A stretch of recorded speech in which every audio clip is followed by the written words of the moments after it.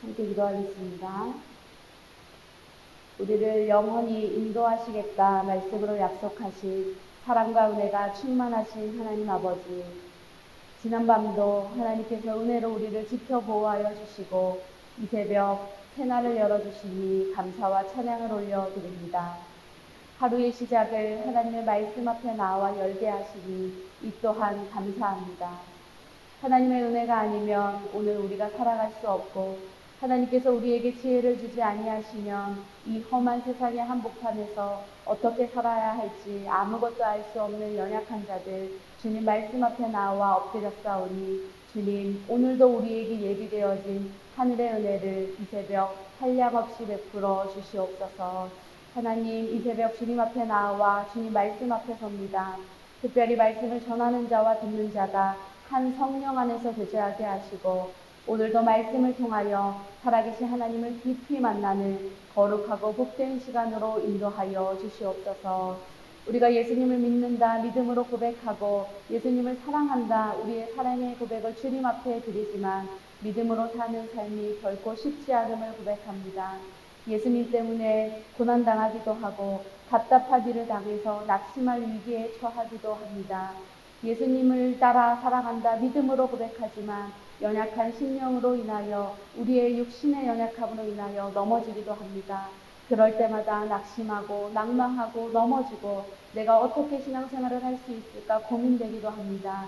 주님, 연약한 마음 가지고 주님 앞에 나아왔사오니 말씀으로 우리의 심령을 새롭게 하여 주시옵소서. 성령의 생기를 불어넣어 주셔서 무너진 심령이 다시 일어섬을 경험케 되는 이 새벽으로 인도하여 주시옵소서. 오늘도 다시금 우리의 믿음을 굳게 하여 주시며 우리에게 약속되어진 천국의 소망이 얼마나 귀하고 복된 것인지 다시금 깨닫는 새벽의 시간으로 인도하여 주시옵소서. 어떠한 삶의 형편에서도 눈앞의 유익이 아니라 하늘의 상급을 바라보며 살아가게 하시고, 주님께서 약속하신 그 영광스러운 기업을 믿음으로 붙들고 끝까지 달려나아가는 주님께 칭찬받는 주의 백성들 되게 하여 주시옵소서. 사랑하는 하나님, 오늘 이 자리 가운데 모인 모든 구의교회 성도님들의 가정과 삶을 축복하며 기도합니다. 머리 숙여 기도하는 모든 이들의 가정마다 하늘의 평강이 임하게 하여 주시옵소서. 저들이 속한 일터에도 주님의 도우심이 있게 하여 주시며 각 가정에 속한 자녀와 손주들이 또한 주님 안에서 믿음과 소망과 사랑의 복을 누리며 살아가게 하여 주시옵소서. 특별히 우리 교회 안에 각종 병으로 인하여, 암으로 인하여 투병 중인 주님의 백성들이 있습니다. 주님 기억하여 주시고 은혜와 긍휼을 베풀어 주시옵소서. 창조주 되시고 치유자 되시는 주님, 이 시간 치유의 광선을 비추어 주셔서 모든 병든 세포가 회복되게 하시고 피곤한 뼈와 근육을 강건케 하여 주시옵소서. 무엇보다 치료의 과정 가운데 그 마음이 지치지 않게 하시고 육신의 고통 가운데서도 살아계신 주님과 함께 그 마음 낙심치 않게 하시며 날마다 내 안에서 나를 새롭게 하시는 하나님의 능력을 경험하며 주님께 감사와 찬양을 올려드리는 모든 환우들이 되게 하여 주시옵소서. 또한 경제적인 어려움으로 눈물 짓는 성도님들도 계십니다. 일터에서 갑자기 당한 어려움, 또한 수입이 줄어들고 빚과 생활비를 눌려서 마음이 무거운 이들도 있습니다. 홀로 해결할 수 없는 인생의 큰 문제를 끌어안고 누구에게도 말하지 못한 채 가슴 아파 눈물 짓는 이들도 있습니다. 사랑하는 하나님, 하늘의 문을 열어 주시옵소서. 각자에게 꼭 필요한 양식을 내려 주시옵소서. 언제나 주님만이 우리의 인생의 해결자 되심을 삶에서 경험케 하여 주시옵소서. 그리하여 주님만이 나의 삶의 공급자 되시고 주님만이 내 인생의 문제의 해결자 되십니다 하는 그 믿음의 고백이 그의 삶의 자리 가운데서 생생히 자라 경험되게 하여 주시옵소서.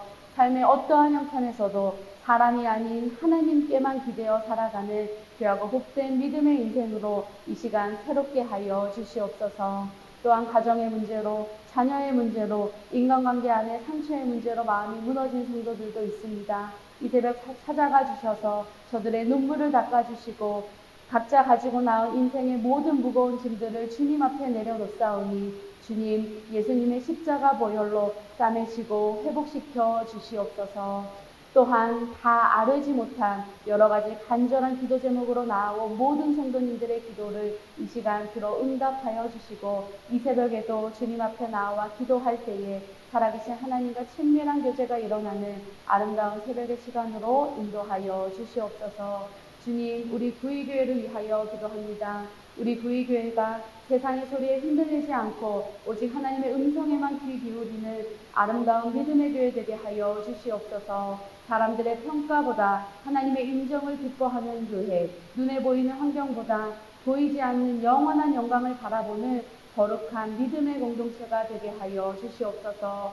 예배가 살아있는 교회 되게 하시고, 말씀 위에 세워지는 교회 되게 하시고, 기도에 불이 꺼지지 않는 교회, 사랑과 섬김이 넘치는 귀하고 복된 교회로 인도하여 주시옵소서. 이를 위하여 특별히 세워주신 유범호 담임 목사님 영육간의 강건함을 허락하여 주시고, 말씀을 준비할 때마다 하늘의 지혜와 계시의 영을 밝히 보여주셔서 우리 구의교회 가운데 꼭 필요한 하늘의 양식을 준비하기에 참 귀하고 복된 목사님으로 세워주시옵소서. 또한 세워주신 각 부교육자들과 우리 강회원들, 권사님들, 장로님들, 집사님들, 각 분야에 세워진 리더들에게도 맡겨진 사명을 잘 감당할 수 있는 힘과 능력과 지혜를 더하여 주시옵소서. 모든 사역의 자리마다 성령의 기름 부으심이 있기를 소망합니다. 주님, 우리 구의교회 가운데 오늘도 신실하게 역사하여 주시옵소서. 주님, 이 새벽에도 빈손으로 나아오지 아니하고 준비한 예물을 가지고 온 백성들이 있습니다. 이 예물에 담겨진 우리의 믿음의 고백과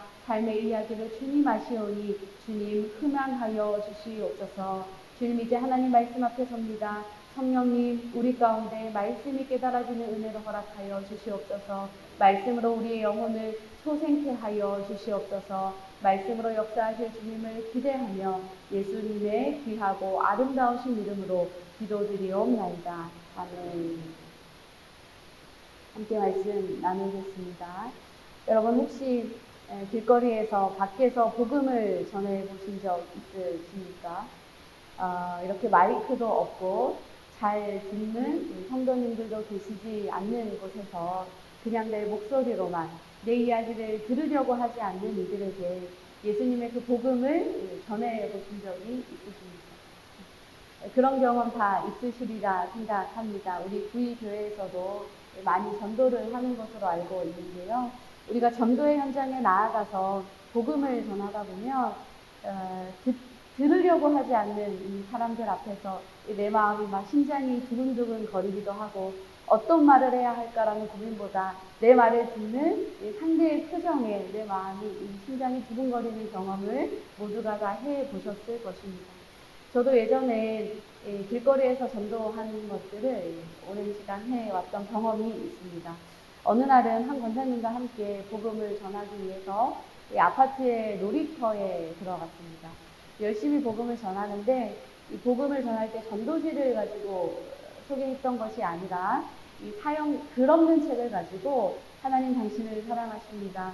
하나님 당신을 위해서 영원한 하나님의 나라의 집을 예배해 주셨습니다. 근데 우리에게는 죄가 있어서 그곳에 갈 수 없습니다 하면서 예수님의 십자가 복음을 원격적으로 전하는 복음 활동을 하고 있었습니다.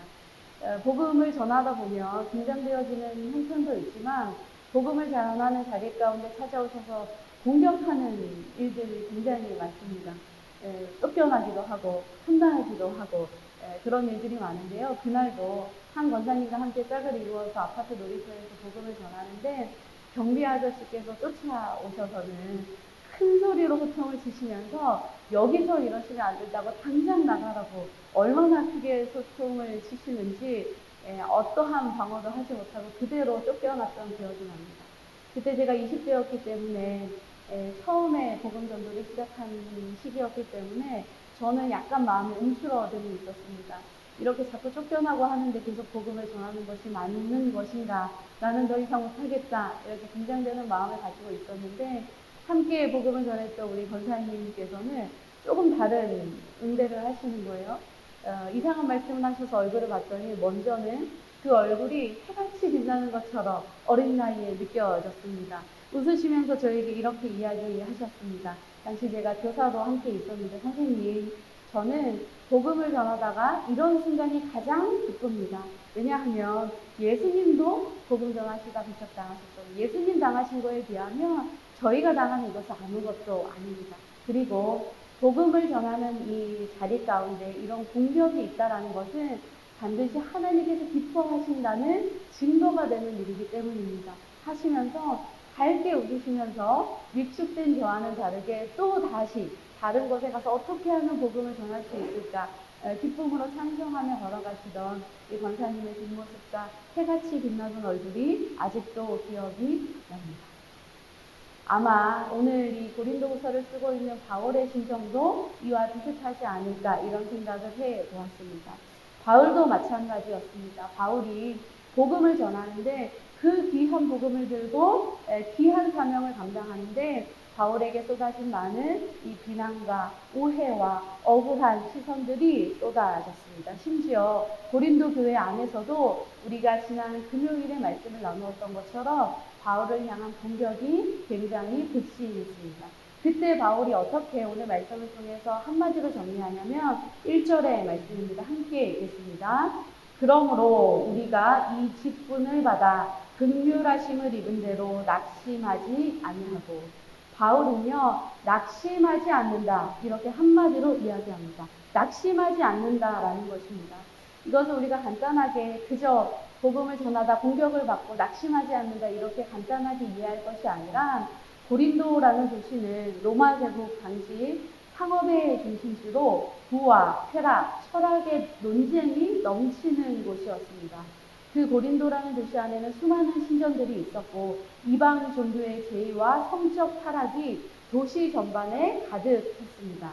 이런 환경에서 예수 그리스도의 복음을 전한다라는 것은요. 세상으로부터 문화적인 조롱을 받고 또 사회적인 불이익을 감수해야 했던 것이 복음을 전하는 삶이요. 예수님을 따르는 삶이었습니다.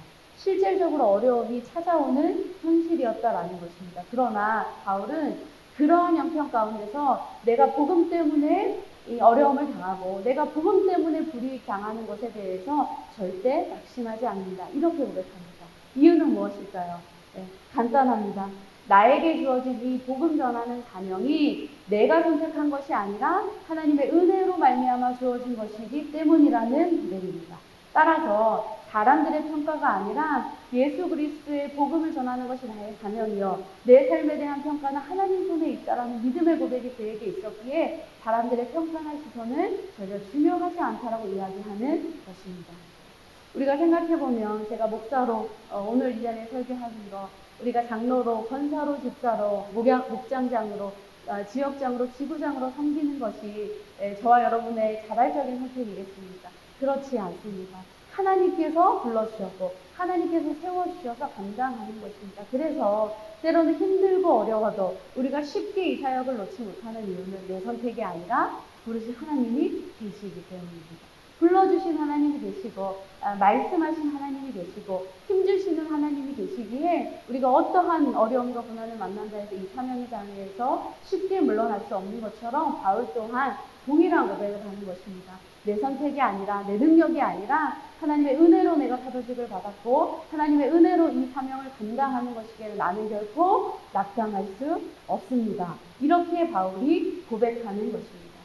우리가 복음을 전하는 삶을 살아갈 때에 믿음으로 우리가 삶의 자리 가운데 살아갈 때에 반드시 기억해야 합니다. 눈에 보이는 형편과 상황이 중요한 것이 아닙니다.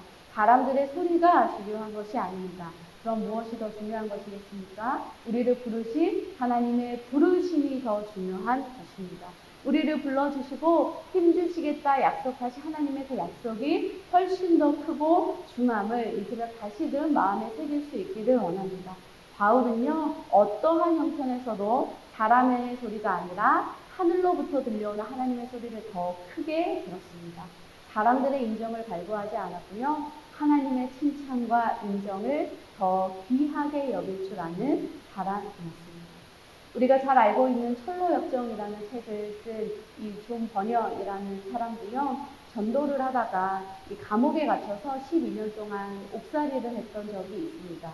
그의 자서전을 보면요.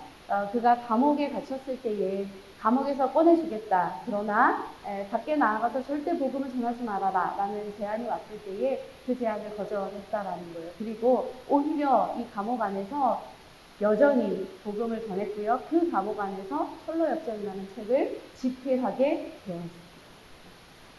상황을 바라보지 않고요. 나의 유익을 구하지 않고요. 하나님의 은혜에 붙들렸을 때 예수 그리스도의 복음을 붙들렸을 바로 그때에 감옥이라 할지라도 하나님의 영광을 드러내는 삶, 하나님 앞에 귀하게 쓰임받는 삶, 우리가 찬양으로 고백하는 것처럼 그 어디라 할지라도 하나님 나라를 살아갈 수 있는 것입니다.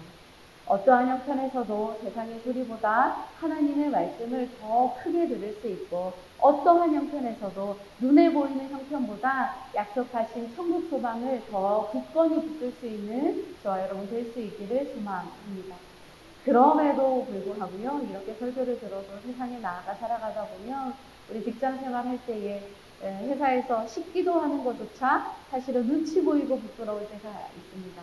가정에서도요. 믿지 않는 사람과 함께 신앙생활을 할 때면 식구들의 눈치가 보여서 교회를 오는 것이 마음에 두근거릴 때도 있습니다. 나는 오늘 기도하고 작정하고 다짐했는데 세상에서 말씀 따라 살아가는 것이 힘들 때도 있고 복음을 전하는 것이 부끄럽게 여겨질 때도 있습니다. 왜냐하면 우리가 질그릇처럼 연약하기 때문입니다. 따라서 바울은요. 이어지는 7절의 말씀에서 이렇게 고백합니다. 함께 읽겠습니다. 7절입니다. 우리가 이 보배를 질그릇에 가졌으니 이는 심히 큰 능력은 하나님께 있고 우리에게 있지 아니함을 알게 하려 함이라. 우리 잘 알고 계시겠지만 질그릇이란 무엇입니까? 귀하게 쓰임받았던 그릇이 아니라 그냥 흔하게 쓰임받았던 그릇. 왜 흔하게 쓰임받았을까요? 쉽게 부서지고 쉽게 망가지고 쉽게 그냥 깨트려지기 때문입니다. 바울은요, 우리의 존재를, 인간의 존재를 그러한 존재로 설명합니다. 우리가 그렇게 믿음으로 살겠다 고백했지만 쉽게 넘어지고 쉽게 좌절하고 쉽게 낙담할 수밖에 없는 존재라는 것입니다. 그래서 세상으로부터는 보잘것없게 여김받고 천하게 여김받을 수밖에 없는 존재가 자기 자신이요 예수님을 믿는 우리의 존재라고 이야기하고 있습니다. 그러나 바울은요, 우리가 주목해야 하는 것은 우리의 어떤 보잘것없음, 우리의 연약함이 아니라 이 질그릇된 우리 안에 담겨진 보배 되신 예수 그리스도. 예수 그리스도께 집중하는 인생을 살아낼 때에 하나님의 영광을 나타내는 삶을 살아낼 수 있다. 사도 바울이 우리에게 알려주고 있습니다. 이제 질그릇과 같은 바울의 인생의 중요한 것은요. 내가 어떤 그릇이냐 하는 것은 문제되지 않습니다. 내가 질그릇이라 할지라도 내 안에 보배 되신 예수 그리스도가 담겨져 있고 그 예수 그리스도께 집중하는 인생을 살아갈 수 있다면 질그릇은 아무것도 아닌 것이 되기 때문입니다. 여러분, 사람이 어떻게 존귀하게 될 수 있겠습니까? 사람이 어떻게 하나님의 영광을 나타내는 삶을 살아갈 수 있겠습니까? 절대 우리의 힘과 능력으로는 불가능합니다. 우리 안에 약속하신 내주하신 성령님을 의지하며 내 안에 담겨진 예수 그리스도의 이름을 붙들 때에 예수 그리스도로 말미암아 우리의 인생이 존귀해질 수 있고 내 안에 살아계신 예수 그리스도의 이름으로 말미암아 우리가 하나님의 영광을 나타내는 아름다운 삶을 살아낼 수 있는 것입니다. 우리의 인생이 존귀하게 될 수 있는 유일한 한 가지 이유, 내 안에 계신 예수 그리스도. 그 이름 붙들고 오늘도 세상으로 나아갈 수 있기를 소망합니다. 그리고 마지막 말씀입니다. 이렇게 고백할 때요, 바울은요, 이어지는 8절과 9절에서 우리가 사방으로 우겨쌈을 당하여도 쌓이지 않고 답답한 일을 당해도 낙심하지 않고 박해를 받아도 버림받지 아니하며 거꾸러뜨림을 당하여도 망하지 아니한다 고백합니다. 간단하게 이야기하면요, 주님께서 나를 존귀하게 하셨으니 질그릇과 같은 나를 예수 그리스도를 담아내심으로 말미암아 존귀하게 하셨다니 이제는 내 삶에서 예수 그리스도만 드러날 수 있다면 나는 어떠한 환난을 받아도 좋고 어떠한 고난을 받아도 좋고 어떠한 억울함을 당해도 상관없다 하는 고백입니다. 그리고 이 믿음의 고백을 가지고요, 마지막 17절 18절 말씀입니다. 함께 읽겠습니다. 우리가 잠시 받는 환난에 경한 것이 지극히 크고 영원한 영광에 중한 것을 우리에게 이루려 하니 우리가 주목하는 것은 보이는 것이 아니요 보이지 않는 것이니 보이는 것은 잠깐이요 보이지 않는 것은 영원합니다. 아멘. 바울은 결코 자신이 당한 환난과 고난이 경한 것이기에 아무것도 아니다라고 말한 것이 아닙니다. 환난이 견디기 쉬웠기 때문에 괜찮다라고 말한 것도 아닙니다. 고난보다 더 큰 영광을 바라보았기 때문에 환난보다 더 큰 예수 그리스도의 복음의 귀함을 바라보았기 때문에 바울은 괜찮다 이야기했던 것입니다. 농부가 씨를 뿌릴 때에 오늘 당장 열매가 맺어지지 않아도 낙심하지 않는 이유는 땅 밑에서 지금 열매를 맺고 있겠구나 하는 믿음이 있기 때문입니다. 우리가 예수님을 따라 살아갈 때에 복음을 전할 때에 만나게 되는 어려움과 환난과 고난의 자리 가운데서 이 믿음을 우리가 다시금 새길 수 있기를 원합니다. 당장 이 땅에서 어떠한 열매를 맺어 보지 못한다 할지라도 하나님께서 약속하신 그 하늘나라에서 약속하신 하늘의 상급을 바라보시면서 그 하늘의 영광을 사모하시면서 오늘도 약속하신 말씀 따라서 믿음 위에 굳게 서시고 오늘도 할 수 있는 대로 예수 그리스도의 그 귀한 십자가의 복음을 전할 줄 아는 저와 여러분 될 수 있기를 주님의 이름으로 소망합니다. 함께 우리 주기도문으로 기도하겠습니다. 하늘에 계신 우리 아버지, 아버지의 이름을 거룩하게 하시며 아버지의 나라가 오게 하시며 아버지의 뜻이 하늘에서와 같이 땅에서도 이루어지게 하소서. 오늘 우리에게 일용할 양식을 주시고 우리가 우리에게 잘못한 사람을 용서하여 준 것 같이 우리 죄를 용서하여 주시고 우리를 시험에 빠지지 않게 하시고 악에서 구하소서. 나라와 권세와 영광이 영원히 아버지의 것입니다. 아멘.